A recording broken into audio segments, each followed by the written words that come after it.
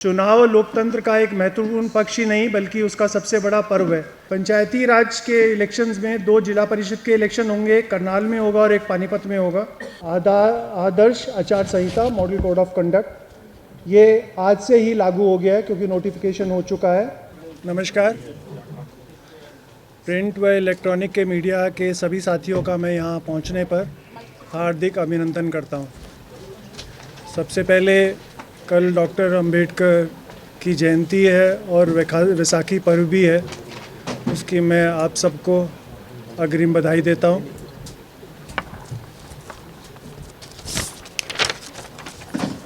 जैसा आपको विदित है, बाबा साहब डॉक्टर भीमराव अंबेडकर की जयंती हर वर्ष 14 अप्रैल को मनाई जाती है। वे भारत के संविधान के निर्माता और महान समाज सुधारक और स्वतंत्र भारत के पहले कानून मंत्री थे। उन्होंने समाज में समानता, शिक्षा और अधिकारों के लिए जीवन भर संघर्ष किया। उनका मानना था कि शिक्षा ही समाज को आगे बढ़ाने का सबसे बड़ा साधन है। बाबा साहब को मरणोपरांत भारत रत्न से सम्मानित किया गया था। इस दिन हम उनके विचारों को अपनाने और समाज में भेदभाव को ख़त्म करने का संकल्प लेना चाहिए। वैसाखी का पर्व भी आ रहा है। यह फसल कटाई का पर्व है क्योंकि इस समय गेहूं की फसल पक के तैयार हो जाती है और किसानों के लिए भी बहुत खुशी का दिन है।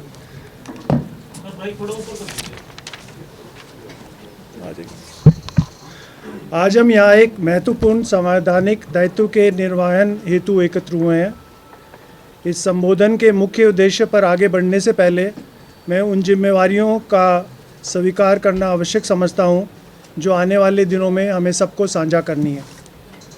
लोकतंत्र केवल एक मतदान तक सीमित नहीं है, यह सुनने, विचार विमर्श करने और समझदारी से निर्णय लेने की प्रक्रिया है। यह हर दिन निभाई जाने वाली नागरिकता की जिम्मेदारी है और समय आने पर लिया गया निर्णायक कदम भी है। ऐसे समय में हमें यह याद दिलाया जाता है कि नेतृत्व जनता द्वारा दिया गया एक विश्वास है जिसे ईमानदारी, सेवा और जवाबदेही के माध्यम से अर्जित एवं सुदृढ़ किया जाता है। किसी भी संस्था की वास्तविक शक्ति उस विश्वास में होती है जो लोग उसमें रखते हैं और इस विश्वास को खुले, निष्पक्ष और पारदर्शी प्रक्रियाओं के माध्यम से निरंतर मजबूत करना आवश्यक है। हमारा सबसे बड़ा कर्तव्य अब यह निश्चित करना है कि आने वाले दिन हमारे सर्वोत्तम आचरण का परिचय दें। विचारों में मतभेद कभी भी हमारे उद्देश्य में विभाजन का कारण ना बने। हमें विचारों पर स्वस्थ प्रतिस्पर्धा करनी चाहिए, ना कि व्यक्तियों पर। हमें दृढ़ विश्वास के साथ प्रचार करना है, परंतु मर्यादा और गरिमा बनाए रखनी है। जैसा कि हम सब जानते हैं, लोकतंत्र को सुदृढ़ करने में मीडिया व प्रेस का अत्यंत महत्वपूर्ण भूमिका है। चुनाव लोकतंत्र का एक महत्वपूर्ण पक्ष ही नहीं बल्कि उसका सबसे बड़ा पर्व है, जिसमें प्रत्येक नागरिक की भागीदारी आवश्यक है। इसलिए आज मैं अपने संबोधन के माध्यम से मीडिया से अपील करना चाहता हूं कि इस संवैधानिक उद्देश्य को पूरा करने के लिए राज्य चुनाव आयोग को मीडिया का भरपूर सहयोग और सक्रिय भागीदारी की आशा है जो आप करेंगे, जिससे कि चुनाव आयोग आम जनता को राज्य निर्वाचन आयोग द्वारा समय समय पर जारी दिशा निर्देशों का प्रभावी रूप से जन तक पहुँचाया जा सके।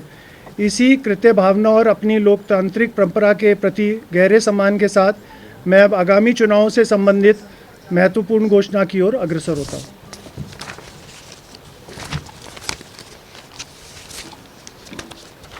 सबसे पहले मैं आपको ये बता देता हूँ कि ये चुनाव कहाँ कहाँ होने वाले हैं। इस बार ये 3 म्यूनसिपल कॉरपोरेशन में चुनाव होंगे, अम्बाला, सोनीपत और पंचकुला। म्यूनसिपल काउंसिल रेवाड़ी का चुनाव होगा और म्यूनसिपल कमेटी दारूहेड़ा, उकलाना और सांपला का होगा। उसके साथ टोहाना, झज्जर, राजौंद, कनीना, तराउडी और सधौरा में बाई इलेक्शन होंगे वार्ड्स के। हम लोग इस बार पंचायती राज के जो हमारे बाई इलेक्शंस है वो भी इसके साथ ही कर रहे हैं ताकि दोनों इकट्ठे हो जाएं। पंचायती राज के इलेक्शंस में 2 जिला परिषद के इलेक्शन होंगे, एक करनाल में होगा और एक पानीपत में होगा। 12 पंचायत समितियों के इलेक्शन होंगे, 29 सरपंच और 485 पंच, टोटल 528 है। और ग्राम पंचायत मंडी आदमपुर, जवाहर नगर, ब्लॉक आदमपुर हिसार में और ग्राम पंचायत गोविंदपुरा और पोलर ये ब्लॉक 7 कैथल में है, इनका पहली बार ये आम चुनाव होगा।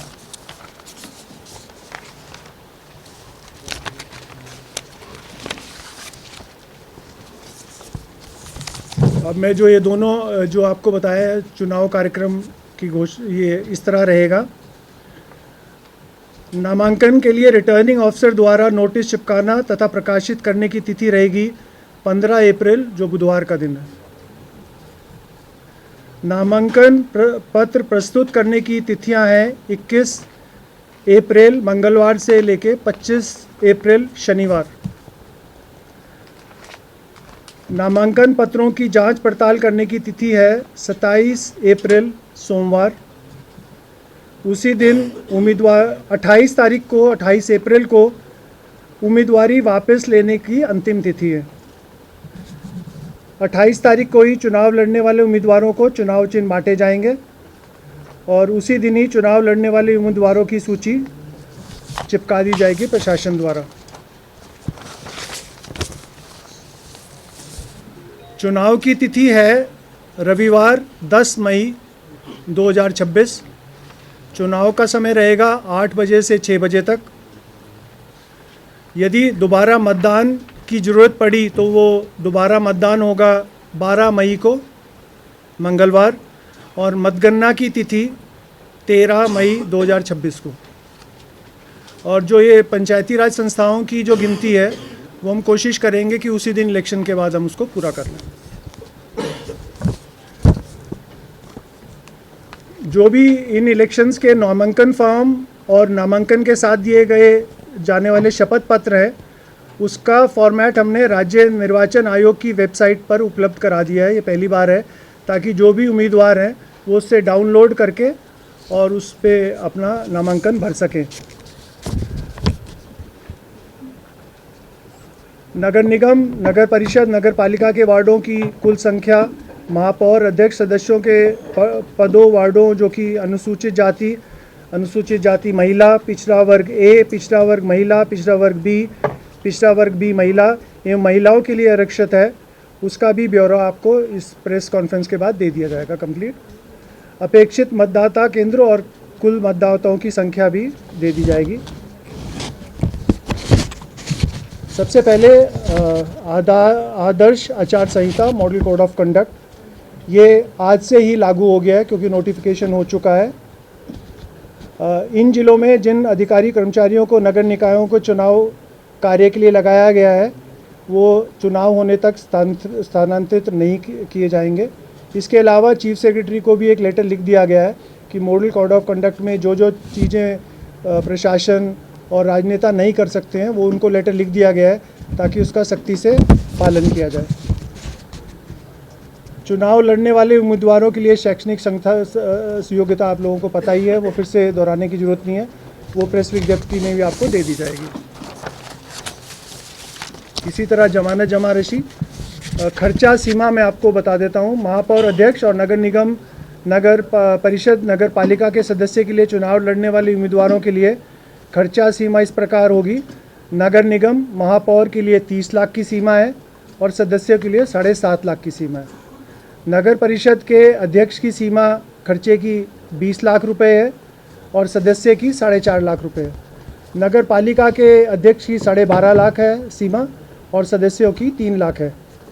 चुनाव लड़ने वाले सभी उम्मीदवारों को चुनाव खर्च का हिसाब रखना होगा और चुनाव नतीजा आने की तारीख से 30 दिनों के अंदर उपायुक्त या राज्य चुनाव आयोग द्वारा नॉमिनेटेड ऑफिसर को जमा करानी होगी। ऐसा ना करने पर उम्मीदवार को 5 साल के लिए अयोग्य घोषित कर दिया जाता है।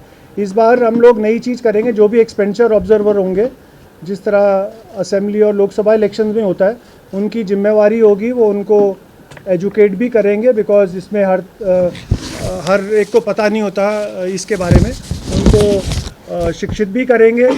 बाकायदा उनको जो सहयोग चाहिए होगा अपना एक्सपेंडिचर रजिस्टर करने के लिए, उसमें भी उनकी सहायता करेंगे और उनको सबको बताएंगे कि कब तक ये पूरा करना है प्रक्रिया।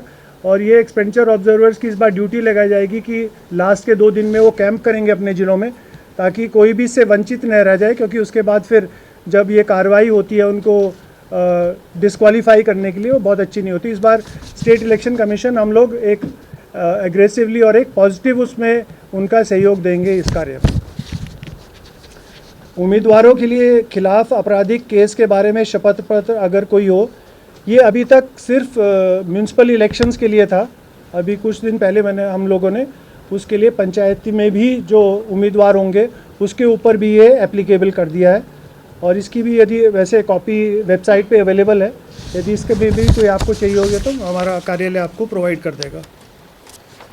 ये सिर्फ ये था क्योंकि हमें लगा कि क्योंकि लोकल बॉडी के इलेक्शंस, म्यूनसिपल इलेक्शंस भी हैं और पंचायती राज हैं, सिर्फ एक पे ही अप्लाई नहीं हो सकता, ये सब पे अप्लाई होना चाहिए, क्योंकि वहाँ पे भी इस तरह के आपराधिक बैकग्राउंड के लोग चुनाव लड़ते हैं, उनको भी ताकि उसी प्रक्रिया के थ्रू जाना पड़े जैसे बाकी लोग करते हैं। ये फर्स्ट टाइम हो रहा है सर? पंचायतों में पहली बार हो रहे हैं, अभी तक म्यूनसिपल पे था, लेकिन पंचायतों पे भी हमने उस पे ऐड कर दिया है उसको। नगर निगम के में महापौर के पद और नगर परिषद नगर पालिकाओं में अध्यक्ष के पद संबंधित नगर निगम, नगर परिषद, नगर पालिका के क्षेत्रीय निर्वाचन क्षेत्रों वार्डों से प्रत्येक चुनाव के जरिए भरे जाएंगे। डायरेक्ट इलेक्शंस होंगे इन सारी पोस्ट को, जैसे वो आपको पता ही है। और इसी प्रकार संबंधित नगर निगम, नगर परिषद, नगर पालिका के क्षेत्रीय निर्वाचन क्षेत्रों वार्डों के योग्य मतदाता अपने मत डालकर सीधा अपने महापौर अध्यक्ष का चुनाव करेंगे। इन चुनाव में हम जो सुचारू रूप से संचालन करने के लिए करीब 6000 से अधिक मतदान कर्मियों को तैनात किया जाएगा, जिनमें रिटर्निंग अफसर, सहायक रिटर्निंग अफसर, पर्यवेक्षक, कर्मचारी, पीठासीन अधिकारी, मतदान अधिकारी एवं अन्य कर्मचारी शामिल होंगे। संवेदनशील और अति संवेदनशील बूथों पर पुलिस की तैयारी के लिए हमने पहले ही इसके डायरेक्शंस दे दिए हैं। चुनाव स्वतंत्र, निष्पक्ष, पारदर्शी और शांतिपूर्ण तरीके से कराने के लिए पूरे इंतजाम किए जा रहे हैं। पोलिंग स्टेशनों पर कानून व्यवस्था बनाए रखने के लिए पर्याप्त मात्रा में पुलिस फोर्स तैनात की जाएगी और संवेदनशील और अति संवेदनशील इलाकों में अतिरिक्त पुलिस फोर्स भी दी जाएगी। ये जितने चुनाव होंगे ये सब ईवीएम के थ्रू होंगे। राज्य में नगर निकायों के आम उपचुनाव को कराने के लिए 2000 से अधिक ईवीएम का इस्तेमाल किया जाएगा। हर पद यानी महापौर, अध्यक्ष और सदस्य के लिए अलग अलग ईवीएम का प्रयोग किया जाएगा। एक नोटा, इन चुनावों में भी नोटा का विकल्प का उपयोग किया जाएगा, ताकि जो मतदाता मतदान केंद्र पर आते हैं और ये तय करते हैं कि वे चुनाव लड़ रहे किसी भी उम्मीदवार को वोट नहीं देंगे, वे अपनी गोपनीयता के अधिकार को बनाए रखते हुए किसी उम्मीदवार को वोट ना देने का अधिकार को बनाए रखेंगे।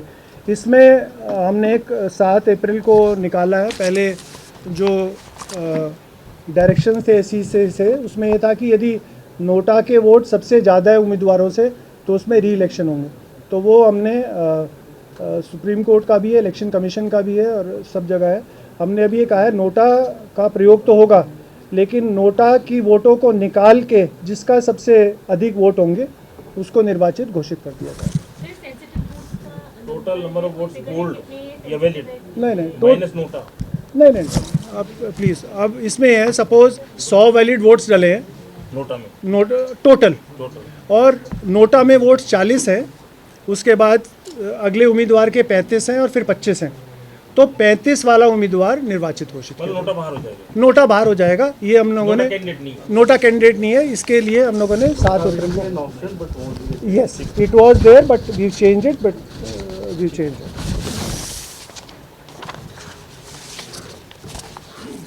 मतदान सूची। राज्य निर्वाचन आयोग ने भारत निर्वाचन आयोग द्वारा प्रकाशित की गई विधानसभा की मौजूदा मतदान सूची के आधार पर नगर निगम, परिषद, पालिका की मतदाता सूचियाँ तैयार अपडेट कर दी हैं।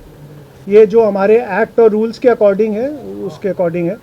हालांकि अगर कोई व्यक्ति जिसका नाम संबंधित नगर निगम, परिषद, पालिका की वार्ड वाइज मतदाता सूची में शामिल नहीं है, लेकिन उसका नाम संबंधित विधानसभा चुनाव क्षेत्र की मतदान सूची के संबंधित भाग में मौजूद है, तो वह नामांकन दाखिल करने की आखिरी तारीख तक नगर निकाय की मतदान सूची में अपना नाम शामिल करने के लिए रिटर्निंग ऑफिसर से आवेदन कर सकता है। पंचायती राज में शायद ये फर्स्ट डे ऑफ नॉमिनेशन, ये नगर निकायों के लिए नामांकन का आखिरी तारीख है और पंचायती राज के संस्थाओं में हमारे एक्ट के अनुसार पहला दिन है।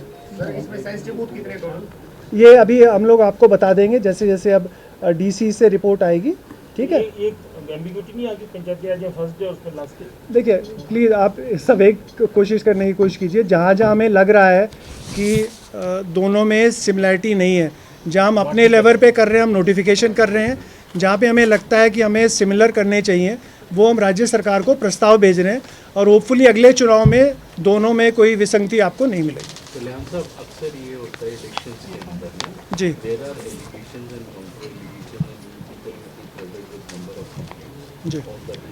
जी What kind of mechanism you have devised? Is it online or to all media, or do you have any dashboard for disposal so that we see? वो होता क्या है कि normally कि आज कंप्लेंट की 3 दिन बाद होगा, अकॉर्डिंग टू कन्वीनियंस हो जाता है काम। नहीं, क्या उस चीज़ में भी कोई ट्रांसपेरेंसी लाएंगे आप? बिल्कुल लाएंगे। आप लोगों का भी यदि कोई इसमें सुझाव है तो उसका भी स्वागत है, बट हम इसको एज़ क्लोज एज़ पॉसिबल कि जिसका कोई भी शिकायत है वो हमारे पास जल्दी से जल्दी आए, और यहाँ पे भी हम लोग कोशिश करेंगे कि उसकी शिकायत का निवारण भी बहुत जल्दी किया जाए।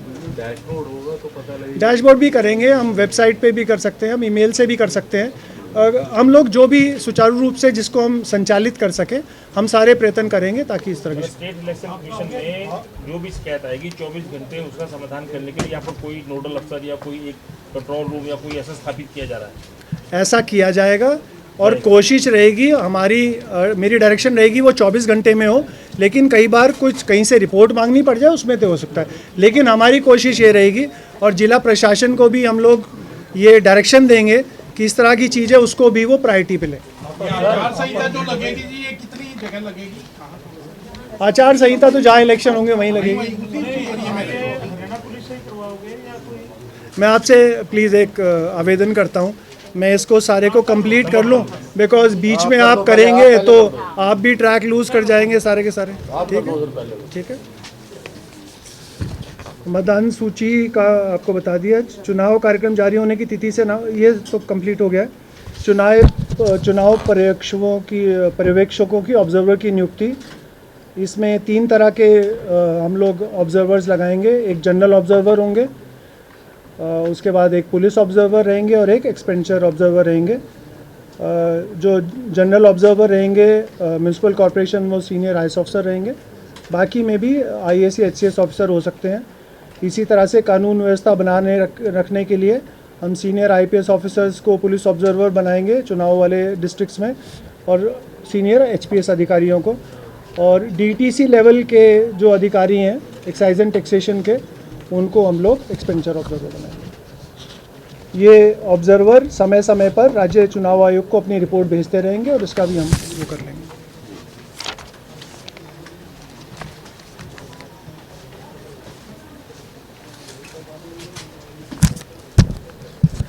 अब मैं राज्य सरकार के सभी अधिकारियों कर्मचारियों का धन्यवाद करना चाहता हूं जिन्होंने अब तक राज्य निर्वाचन आयोग हरियाणा के निर्देशन एवं अधीक्षण में पंचायती राज संस्थाओं और स्थानीय निकायों के चुनाव को सफलतापूर्ण संचालन निश्चित किया है। अभी तक हरियाणा का बहुत क्लीन रिकॉर्ड है।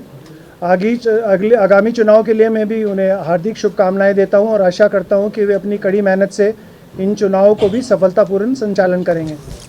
ज़मीनी स्तर पर निष्पक्ष और पारदर्शी तरीके से चुनाव संपन्न कराने वाली अधिकारी कर्मचारियों की मेहनत को ध्यान रखते हुए राज्य निर्वाचन आयोग हरियाणा द्वारा जो उनको हम लोग जो भी मानदेय देते हैं, हमने एक प्रस्ताव सक्षम प्राधिकारी को भेजा था कि इसको जो इलेक्शन कमीशन ऑफ इंडिया जो देता है अधिकारियों को और कर्मचारियों को उसी के बराबर दिया जाए, बिकॉज सेम काम करते हैं। इसमें मुझे कोई ऐसा रीज़न नहीं लगा कि उनको आधा क्यों मिले, और मैं हर्ष के साथ आपको ये आज घोषणा करता हूँ कि जो कॉम्पिटेंट अथॉरिटी ने उसने पास कर दिया है, और अब इस इलेक्शन से जो इलेक्शन कमीशन ऑफ इंडिया जो रिम्यूनरेशन देता है, चाहे वो रिटर्निंग ऑफिसर हों, चाहे वो ऑब्जर्वर्स हों, चाहे वो रिटर्निंग ऑफिसर हो, वो इलेक्शन कमीशन ऑफ इंडिया के बराबर दिया जाएगा। और इसकी हम लोगों ने ये सूचना सबको भेज दी है। तो यही अब राज्य निर्वाचन आयोग हरियाणा ने जिला निर्वाचन अधिकारियों तथा चुनाव ड्यूटी पर तैनात किए जाने वाले सभी अधिकारियों कर्मचारियों के लिए भारत निर्वाचन आयोग की तर्ज पर मानदेय की दरों में संशोधन कर दिया है, जो इन्हीं चुनाव से लागू होगा। और अंत में आप सबके लिए, मीडिया की भूमि जहां चौथे स्तंभ की है, वहीं जनता में जागरूकता उत्पन्न करने में मीडिया की बहुत बड़ी भूमिका है। जनता को मतदान करने के लिए प्रेरित करने में मीडिया बड़ा योगदान दे सकता है। युवा, बुजुर्ग, महिलाएं सभी ज़्यादा से ज़्यादा मतदान केंद्रों तक पहुँचें। इसमें मीडिया के सकारात्मक भूमिका भी लोगों में जागरूकता पैदा कर सकती है। मैं स्टेट इलेक्शन कमीशन की तरफ से आप सबको अपील करता हूँ, बिकॉज़ लोकल बॉडी इलेक्शंस में और म्यूनसिपल इलेक्शंस में जो भी पिछली बार हमारी वोटिंग परसेंटेज रही है, यदि आप लोगों का सहयोग रहेगा तो इसको हम बढ़ाने की कोशिश करेंगे। ये एक पैरामीटर रहेगा हमारे सक्सेस का। और दूसरा, मैंने सभी जिलाधिकारियों को भी बोल दिया है, जो हमारे लोकल इलेक्शन में है उसमें वोटर स्लिप नहीं दी जाती थी, वो जनरली एमपी और एमएलए में दी जाती।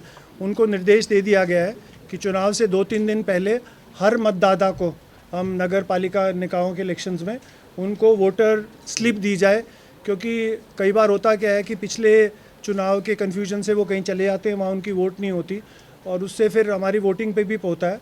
तो इस बार इलेक्शन कमीशन ने ये भी एक सुनिश्चित करने के लिए कि हर वोटर को पता हो कि उसको कहाँ जाना है, और मुझे आशा है कि जिला प्रशासन भी इसमें पूरा सहयोग देगा और हमारी वोटिंग परसेंटेज प्रेस मीडिया के सहयोग से और जिला अधिकारियों के जो ये वोटर स्लिप का जो कार्यक्रम करेंगे, इससे हमारी वोटिंग परसेंटेज काफ़ी बढ़ेगी। धन्यवाद। देखिए, इलेक्शन ईवीएम से ही होंगे, वीवीपैट का कोई प्रावधान नहीं है, ईवीएम से ही होंगे। हाँ जी, देखिए वो एक अलग है जो भी सुनवाई है, बट आज क्योंकि हमने ये अनाउंस कर दिया इलेक्शन, नहीं सर, उसमें हाईकोर्ट का कोई आदेश आ गया? नहीं, कोई आदेश नहीं है हाईकोर्ट का, इसमें कोई इंटरवेंशन नहीं है और हम इलेक्शन ईवीएम से करेंगे, वीवीपैट के बिना ही करेंगे। नगर परिषद आमतौर पे जो चुनाव है, हाँ जी, नगर परिषद की संख्या कितनी है? नगर एक ही है, रिवाड़ी है। इसमें हमने 27 को जब नोटिफाई कर दी वोटर लिस्ट, हाँ। तो अब निगम वाइज वोटर लिस्ट की भी जानकारी दी से जब नोटिफाइड है उसके बाद को ऐड होगा, वाइज हो जाएगा। आज की डेट में जिस डेट ऑफ आप घोषणा कर रहे हैं, हाँ, इस नगर निगम में कितनी मतदाता सूची के अनुसार वो है, वो तो बिल्कुल है, बिल्कुल है, वो आज हम आपको दे देंगे। आप ये बता दो यहाँ तो आपका सही नोटिफाइड है, 27 तारीख को नोटिफाई किया, उसके बाद आप डिक्लेयर किए हैं। कोई बात नहीं, हाँ, मतदाता सूची है हमारा, कितने मतदाता इंपॉर्टेंट, वो अभी निकलवा के आपको दे देते हैं। ठीक है, वो भी दे देंगे, अभी है, तैयारी है भैया, तैयारी है, दे दो भैया, इसमें अभी दे देंगे। वाली बात आपने कही है, मैं अभी जो आपने ये वोटर्स की लिस्ट का नंबर मांगा है, ठीक है, मैं ये मेरे इसमें है, ऐसी बात है कितने वो सब एक इसका चुनाव का जब घोषणा करते हैं वो प्रक्रिया कैसे है, वो मैंने सोचा कि बहुत लंबा ना हो जाए आपका, नहीं तो वो सारी है मेरे पास। हाँ जी, हाँ जी, ये तो बहुत इम्पोर्टेंट है। लिख लो जी, आप इसी पे आ जाओ। अम्बाला से शुरू करते हैं, वहाँ पे 20 वार्ड हैं, एक्सपेक्टेड पोलिंग बूथ 191 है, नंबर ऑफ इलेक्टर्स 1,98,224 हैं। ये जो इन्होंने प्रिलिमिनरी भेजा है, इसमें चेंजेस होंगे अभी, ठीक है। और इस तरह पंचकुला है, पंचकुला में ज़्यादा है मेरे ख्याल में। मैं आप इसका मुझे थोड़ा सा समय दे दीजिए, मैं आपको एग्जैक्ट दूंगा। मैं प्रेस में इस तरह की गलत इन्फॉर्मेशन नहीं देना चाहूँगा, ठीक है। मैं एग्जैक्टली आज शाम तक आपके पास, दोपहर तक मिलेगा। आपके पास कोई ऐसा डेटा है कि एक्सपेंडिचर वाला इशू है जी, पिछली बार के कितने डिफॉल्टर हैं जी, और उनको डीबार कर दिया, क्योंकि 5 साल तो निकल ही जाते हैं। देखो मेरी बात सुनो, इसमें क्या है कि जो डीसीज़ हैं, ये डीसीज़ के पास उनके ऑफिस में एक्सपेंडिचर की स्टेटमेंट आती है, और उसके बाद जिसकी स्टेटमेंट नहीं आती, डीसी उनको एक नोटिस देके उनको अयोग्य घोषित कर देते हैं 5 साल के लिए। उसके बाद वो हमारे पास अपील करते हैं एससीसी के पास। और मैं आपको बताऊंगा कि 3 पालिका के सदस्य को हम लोगों ने इस बार अपनी तरफ से एससीसी ने डिबार भी किया। हम एक बिल्कुल स्ट्रॉन्ग मैसेज देना चाहते हैं कि यदि आपके पास कोई उपयुक्त कोई कारण ना हो, ठीक है, और तो आपको ये करना पड़ेगा। और इसीलिए कई लोगों ने हमें ये भी कहा कि साहब हमें पता नहीं था, हम पहली बार इलेक्शन कर रहे हैं। तो इसीलिए हमने इस बार एक्सपेंडिचर ऑब्जर्वर्स को भी और जिला प्रशासन को इन्वॉल्व करेंगे, ताकि किसी को ना पता हो उसकी वजह से वो डिस्क्वालीफाई हो जाए। मुझे लगता है हमारी भी इक्वल रिस्पॉन्सिबिलिटी है उस चीज़ की। अच्छा ये बताएं कि आमतौर पे जिस तरह से रहता है चुनाव के दौरान जी। जो चुनाव है उसमें नशे का बड़ा प्रचलन है। पहले तो शराब तक था, अब ये दूसरी तरह का नशा भी हो रहा है। उस पर कैसे मतलब आपने, क्योंकि पुलिस का ऑब्जर्वर भी लगा लिया, जी। तो किस तरह के निर्देश उनके लिए रहेंगे? दूसरा एक ये भी था कि क्या हरियाणा पुलिस से काम ले रहे हैं कोई सेंट्रल फोर्सेस के लिए भी? नहीं, सेंट्रल फोर्सेस के लिए तो अभी हमें ज़रूरत नहीं है। एक्साइज एंड टैक्सेशन में क्योंकि मैं काम कर चुका हूँ। देखिए, जो डीटीसी हैं, वो जो एक्सपेंडिचर ऑब्जर्वर हैं, वो अपने अधिकारियों को नामित कर सकते हैं। और जो आप ये कह रहे हैं कि नशे का और शराब का जो भी उपयोग होता है, उनकी रिस्पॉन्सिबिलिटी लगाई जाएगी, क्योंकि वो एक्सपीरियंस भी है इस फील्ड में। सपोज़ कोई डीटीसी एक्साइज किसी डिस्ट्रिक्ट में उसको पता है, तो जिस तरह हम लोग दूसरे इलेक्शन में लगाते हैं, नाकों की भी करेंगे और इसकी हम लोग थोड़ा सा बेटर करने की पहले से कोशिश करेंगे। सर ये जो आपने बताया जानकारी दी है निकाय चुनाव की जी। It is about the synthetic drugs. ये छोड़ो, शराब शुरू तो बहुत अच्छी जी रहेगी। जी। It's about the synthetic drugs which is more deadly. मैं बिल्कुल मान गया। मैं जो भी आपके इस हर बच्चे के लिए अवेलेबल है ये, और ये बड़ी सही टाइम है। पिछली दफा पकड़ा भी बहुत गया विधानसभा चुनाव में। अगर आप सुनिए, आप क्योंकि आज ही नोटिफिकेशन हुआ है, मेरा पहला इंटरेक्शन ही आप लोगों के साथ है। आने वाले दिनों में जो प्रशासनिक अधिकारी हैं उनसे भी मीटिंग होगी, ऑब्जर्वर से भी मीटिंग होगी, और जो ये वाला इशू आपने उठाया है इस पे मैं उनको स्पेसिफिक डायरेक्शंस भी दूंगा और राइटिंग में भी दूंगा, और उनको एडिशनल ऑफिसर्स भी डिस्ट्रिक्ट्स में चाहिए होंगे इस चीज़ के लिए, तो उनको वो भी दिए जाए। कल्याण साहब, ये जो निकाय के जो चुनाव है, इसमें नगर पालिका परिषद और निगम के चुनाव है, बाकी जगह ज़्यादा जैसे उपचुनाव है। आपने इसमें लिखा है, कंफ्यूजन हो रही है सर, कि जो 10 तारीख को वोटिंग है उनका नतीजा तो 10 तारीख को ही आएगा। नहीं, पंचायती राज इंस्टीट्यूशन में जो 528 हमने कहे हैं, जिला परिषद, ब्लॉक समिति के मेंबर, जिला परिषद का भी मेंबर, सरपंच और पंच, वो जनरली काउंटिंग उसी दिन हो जाती है। उनकी काउंटिंग कोशिश करेंगे उसी दिन हो जाए, बट बाकी म्यूनसिपल कॉरपोरेशन, कमेटी, काउंसिल, उसका लिए तो 13 ही रही है, 13 ही रहेगी, उसमें कोई चेंज नहीं होगा। पीआरआई को हम 3 दिन एक्सटेंड नहीं करना चाह रहे थे, बिकॉज उस तरह से होता है। मैं ये जानना चाह रहा हूँ कि कोड ऑफ कंडक्ट लागू हो गया आपकी घोषणा के साथ। जी। सामान्यतः भारतीय निर्वाचन आयोग का एमसीसी बहुत स्ट्रॉन्ग रहता है, किसी की हिम्मत सामान्य तौर पर नहीं होती, और राज्य चुनाव आयोगों की एमसीसी थोड़ी सी उतनी प्रबलता से नहीं हो पाती है कंपेरिजन। मैं आपकी बात नहीं कर रहा हूँ, सामान्य बात कर। जी। क्या हमारा राज्य चुनाव आयोग भारत चुनाव आयोग की बराबर में एमसीसी लागू करने में सक्षम है? 1, 2, इस एमसीसी में पंचकुला, खंबाला, सोनीपत नगर निगम का क्षेत्र के अंदर है, बाहर शायद नहीं है मेरे अनुसार जो है, या जिले के अंदर होता है, वो आप क्लैरिफाई करना, क्योंकि मैं जानबूझ के सवाल पूछ रहा हूँ कि क्लैरिफाई हो जाए, लोगों को पता लग जाए कि पूरी जिला सीमा के अंदर है या जिला के अंदर, या उस नगर पालिका, नगर परिषद या नगर निगम के अंदर। एक दूसरा, क्या सरकार किसी कार्यक्रम घोषणा तो नहीं कर सकती? क्या कोई सरकारी कार्यक्रम कर सकती है? जैसे कल डॉक्टर अम्बेडकर की जयंती है, इसमें माननीय मुख्यमंत्री भी आ रहे हैं और राष्ट्र के अध्यक्ष बीजेपी के भी आ रहे हैं, क्या वो एमसीसी में आता है या नहीं आता? देखिए, एक तो आपने पहले कहा कि इलेक्शन कमीशन ऑफ इंडिया के हिसाब से कोड ऑफ कंडक्ट इम्प्लीमेंट होना चाहिए। देखिए, अब जैसे मैंने, देखिए, हर संस्था समय समय पर उचित कर लेती है, लेकिन मेरे टेन्योर में मैं पूरी कोशिश करूँगा कि जो ईसीआई के स्टैंडर्ड्स हैं, देखिए एक दिन में नहीं हो पाएगा, लेकिन मेरा पूरा प्रयास रहेगा अपने अधिकारियों, कर्मचारियों के साथ और जिला प्रशासन के साथ कि इसको उतनी ही सख्ती से इम्प्लीमेंट किया जाए। दूसरा, जो ये इलेक्शंस हैं, सपोज़ म्यूनसिपल काउंसिल, ये कॉरपोरेशन पंचकुला है, ये सिर्फ उसी टेरिटरी में ही सीमित है। आप पंचकुला जिले को मत इसमें काउंट कीजिए, ठीक है? ये हो गया। और बाकी कोई आपने एक इंस्टेंस भी दिया है, जहाँ पे भी मॉडल कोड ऑफ कंडक्ट लगेगा उसको सख्ती से लगाया जाएगा।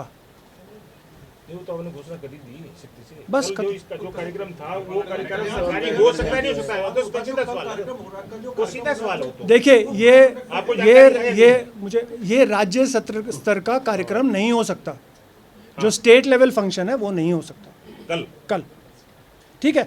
पार्टी लेवल पे हो सकता है, किसी और लेवल पे हो सकता है, सरकार नहीं हो सकता सरकार। लेकिन ऐसा मुझे लगता है ठीक है, सरकारी नहीं हो सकता, ठीक है, पार्टियों कर ले, कर ले, उसकी उसमें कोई दिक्कत नहीं, हाँ, उसमें कोई दिक्कत नहीं। वोट परसेंटेज बढ़ाने के लिए क्या करें? बल ये सरकारी कार्यक्रम नहीं हो सकता। सरकारी कार्यक्रम तो देखिए, जब मॉडल कोड ऑफ कंडक्ट में आप कह रहे हैं कि इलेक्शन कमीशन ऑफ इंडिया, हमारा model code of conduct election commission of India से अलग नहीं हो सकता। जो भी उपयुक्त स्टेप लिया जाएगा, लेना चाहिए, वो लिया जाएगा। एक मैं और क्लैरिफाई करवाना चाहता हूँ कि जिन जिन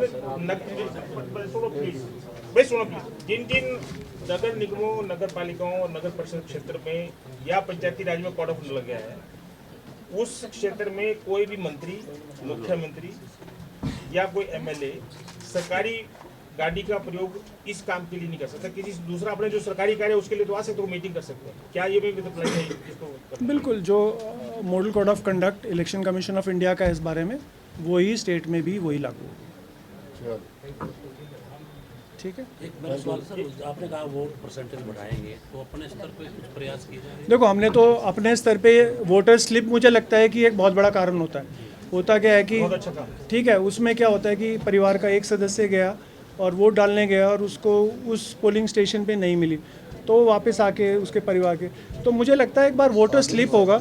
और बाकी तो आप लोगों का सहयोग मैं इसीलिए मांग रहा हूँ कि आप लोग भी अलग अलग तरीके से, मीडिया का जब साथ रहेगा स्टेट इलेक्शन कमीशन को, तो एक पॉजिटिविटी रहेगी। एक क्वेश्चन और है कौशल साहब, दो लीगल नोटिस राज्य चुनाव आयोग को आए हैं, एक अम्बाला से आया है, एक पंचकुला से भी आया है, कि याचिका लंबित है और पिछला जो नोटिफिकेशन है उसमें एम्बिग्यूटी है, आप डिक्लेयर ना करें। हालांकि डिक्लेयर तो हो गया है कानूनी दृष्टि से, क्योंकि स्टेट इलेक्शन कमिश्नर को भी नोटिस दिया है, तो उस नोटिस का कोई संज्ञान लिया आपने या उसको रखा है आपने या क्या उसको मैंने क्या है उसके लिए नोटिस?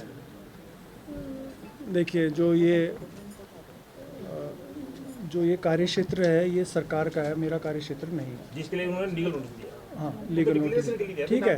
और मेरे मतलब सूचना के अनुसार, और जो मैंने अपने लीगल टीम से भी किया है, जो भी हाई कोर्ट ने निर्देश दिए थे उसका पालना यूएलबी ने कर दिया, नोटिफिकेशन निकाल दिया, ठीक है।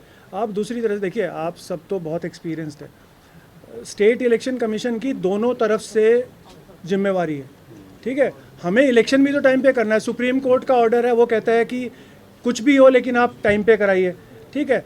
तो इसको कहीं ना कहीं स्टेट इलेक्शन कमीशन को एक बैलेंस लेके चलना पड़ेगा ना। आप इनऑर्डिनेट डिले नहीं कर सकते किसी भी चुनाव की, ठीक है। तो मेरा तो सोचना ये है कि हमें बैलेंस करके एज अ कॉन्स्टिट्यूशनल अथॉरिटी उसी तरह से एक अपना जो भी है लेना पड़ेगा। और जो आपने कहा है स्टेट फंक्शन का जो है, वो एक बार मैं चेक कर लूँगा कि स्टेट इलेक्शन कमीशन की परमिशन लेनी पड़ती है।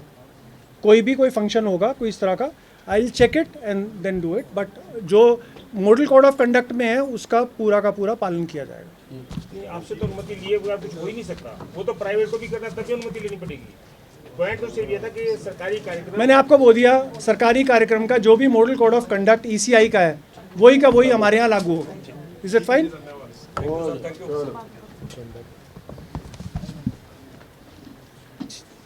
ठीक है, थैंक यू। बहुत अच्छा रहा आप लोगों के साथ, पहला इंटरेक्शन था मेरा, ठीक है। एक तो